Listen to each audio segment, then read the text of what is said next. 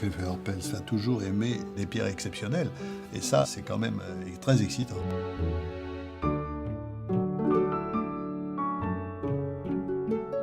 Les pierres de caractère, ce sont des pierres qui sortent du lot.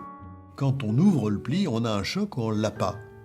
Alors, c'est très personnel, mais au cours des années, on s'aperçoit quand même que si j'ai un choc en ouvrant ce pli, d'autres personnes vont avoir ce même choc. Là, il s'agit d'une marquise, d'une dizaine de carats. C'est la meilleure couleur, c'est la meilleure pureté, c'est la meilleure taille. C'est excitant dans le sens où on se dit quelle chance j'ai d'avoir ça entre les mains. Parce que c'est quand même exceptionnel. C'est de l'histoire, c'est plus de la pierre. C'est vraiment de l'histoire. L'expert, c'est quelqu'un qui a des références dans sa tête, qui sait si ce qu'il a sous le nez, c'est quelque chose de bon, de très bon ou vraiment d'exceptionnel. En fait, c'est ça. C'est de l'expertise de tableau, c'est la même chose. On est ému par un tableau ou pas, mais je pense qu'une pierre, c'est pareil. C'est de l'émotion. La première pierre qui m'est vraiment marquée, c'était une émeraude de 7 carats 07. Elle est encore gravée, celle-là. Elle est encore dans ma tête. Moi, j'ai été engagé par Pierre Arpels, lui-même. J'ai connu 3 générations d'Arpels. Je suis rentré dans cette maison en 1966 pour remplacer le vieil expert historique. Et il m'a pris par la main et il m'a tout appris. Au début, c'est très complexe. On est submergé parce que tout ce temps d'apprentissage, qu'est-ce que c'est difficile. Au bout de 15 ans, 20 ans, on commence à comprendre un peu mieux. Et là, oui, on en profite pleinement. La couleur d'une pierre dépend de la lumière ambiante. Alors, j'achète jamais de pierre autre part qu'ici. La fenêtre qui est dans mon dos, c'est la première fenêtre à laquelle j'ai commencé à travailler et j'y suis toujours.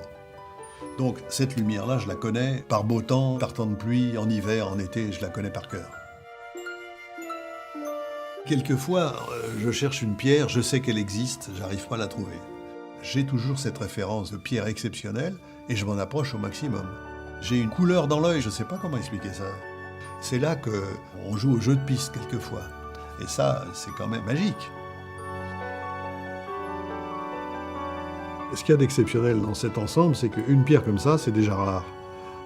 Une pierre comme ça, c'est encore plus rare. Mais un ensemble constitué, ça représente un choix de pierres de plusieurs années. C'est rarissime, hein, un ensemble comme ça. Van Cleef a toujours aimé les pierres de couleur. Et on a toujours utilisé ce qu'on trouvait de mieux. Les goûts et les associations de couleurs ont changé au fil du temps. Il est certain que maintenant on fait des associations de couleurs qu'on n'aurait jamais faites avant. On associe le vert au bleu, ce qu'on ne faisait jamais avant. Donc c'est un vert et un bleu qui peuvent aller ensemble, c'est pas n'importe quoi. Moi j'aime les choses fortes, ça se traduit dans les pierres forcément. Une pierre de caractère, il n'y a pas un critère, c'est une impression. Intervient autre chose qui est le charme, l'exception, le caractère. C'est difficile à dire autrement. C'est pas compliqué comme métier, c'est simplement qu'il faut se souvenir de la fameuse impression qu'on a quand on regarde une pierre pour la première fois. C'est pas seulement un travail, c'est un art de vivre, on va dire. J'ai appris à aimer les belles choses. Et puis voilà.